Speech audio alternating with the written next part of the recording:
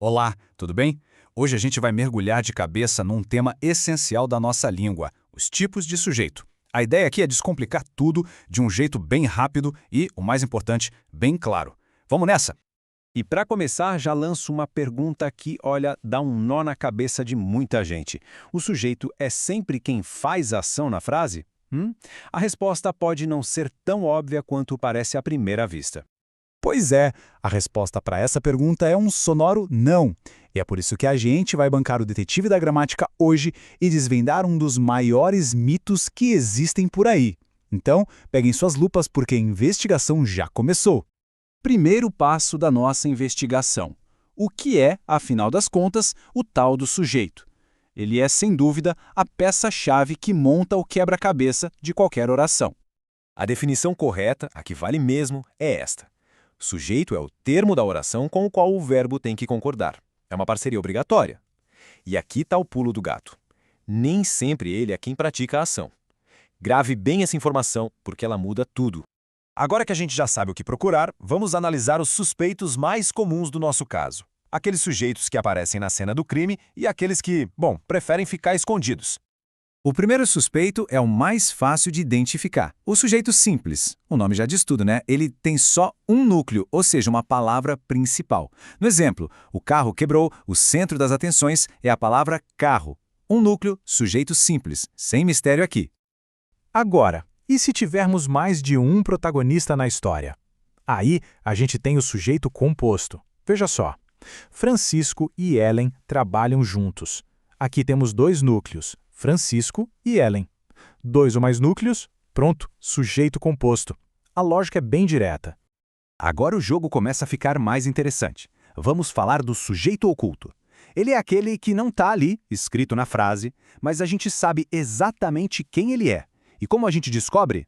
A pista principal está no verbo. É o verbo que entrega tudo. Olhando o exemplo, estamos felizes com o resultado. Quem é que está feliz? O verbo estamos só pode estar falando de uma pessoa gramatical, nós. Tá vendo? O sujeito não aparece, mas deixou um rastro claro. Caso resolvido. Vamos para um nível de mistério um pouco mais avançado. Agora é a vez do sujeito indeterminado, o famoso agente desconhecido da nossa investigação. Nesse caso, a gente sabe que o sujeito existe. Sabemos que ele fez alguma coisa. O problema é que não dá para saber quem foi. Ou, às vezes, a gente até sabe, mas não quer contar. A ação aconteceu, mas o autor é uma incógnita. O exemplo clássico é esse aqui. Quebraram as vidraças. Poxa, as vidraças não se quebraram sozinhas, certo? Alguém fez isso. Mas quem? Pela frase é impossível determinar. Isso é um sujeito indeterminado.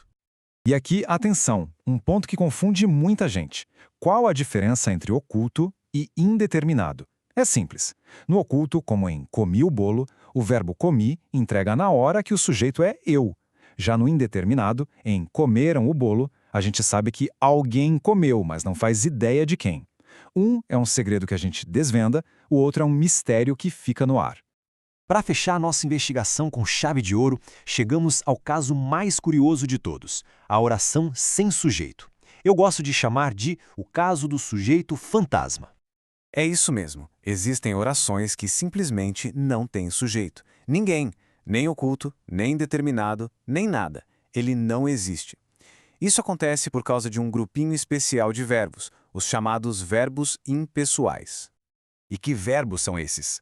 Basicamente, os que falam de fenômenos da natureza, tipo choveu, nevou. Também os que marcam tempo, como em faz anos. E o campeão de todos, o verbo haver, quando significa existir, como em houve fogos. A regra de ouro aqui, que não pode esquecer de jeito nenhum, é: esses verbos ficam sempre na terceira pessoa do singular. Sempre. Ok, depois de desvendar todos esses tipos, fica a pergunta, mas na prática, por que saber tudo isso é tão importante? A resposta cabe em uma palavra: concordância. A concordância é tudo. Identificar o sujeito corretamente evita erros que a gente vê por aí o tempo todo. Por exemplo, ninguém diz as crianças brincou, né? O sujeito crianças está no plural, então o verbo tem que acompanhar. Brincaram. E o segundo exemplo é aquele clássico do verbo impessoal. Haver, no sentido de existir, não tem sujeito, lembra? Então, ele fica no singular. O certo é, houve muitos fogos e não houveram. Faz toda a diferença. E para a gente terminar, que tal um desafio final? Na frase aluga-se apartamento, qual é o tipo de sujeito? Fica aí a reflexão. É uma ótima chance de colocar em prática tudo que a gente acabou de ver. A resposta, quem sabe, pode quebrar mais um daqueles mitos da gramática. Até a próxima!